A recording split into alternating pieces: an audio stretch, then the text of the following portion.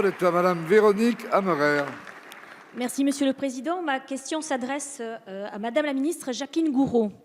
Madame la ministre, il était une fois la loi NOTRe. Promulguée en 2015, la législature précédente nous laisse pour héritage cette loi dont les conséquences se ressentent encore à ce jour. En dépit d'un objectif louable de mutualiser l'action de collectivités et d'assurer une continuité territoriale, ce qui aurait dû être un moteur s'est transformé en limite. Monsieur le Président de la République a posé un constat nécessaire. Il faut renouer la confiance entre l'État et les territoires.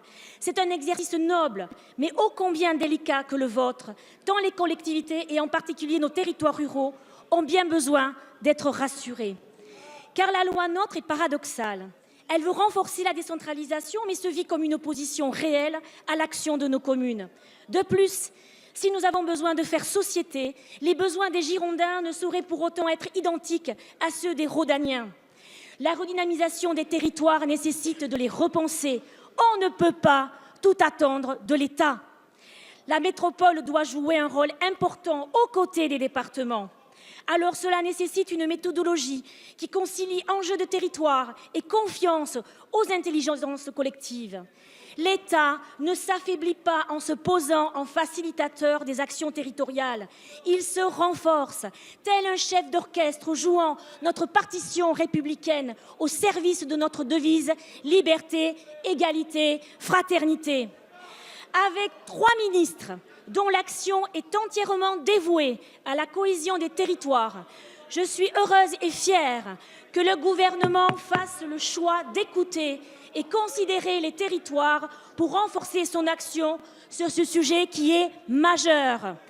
N'oublions pas que nos communes rurales sont au cœur du patrimoine culturel de notre pays.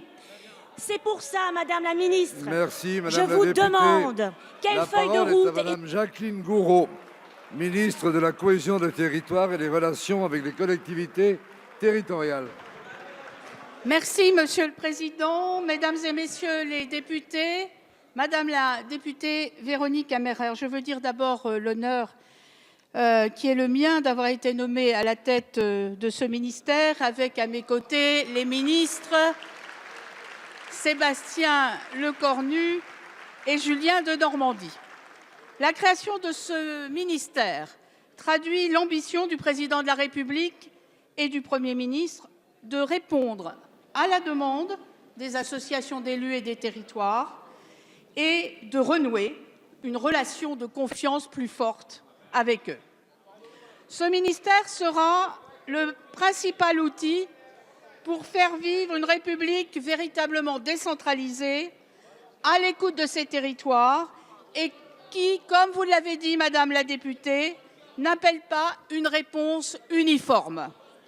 Notre action sera constamment guidée par le souci d'assurer la cohésion des territoires et d'en recoudre les fractures, qu'il s'agisse des quartiers urbains en difficulté ou des territoires ruraux, des villes moyennes ou des métropoles, comme vous l'avez souligné. C'est enfin un ministère au service du parcours de vie de nos concitoyens, accès au logement, au réseau, aux services publics, mais également l'amélioration de leur cadre de vie.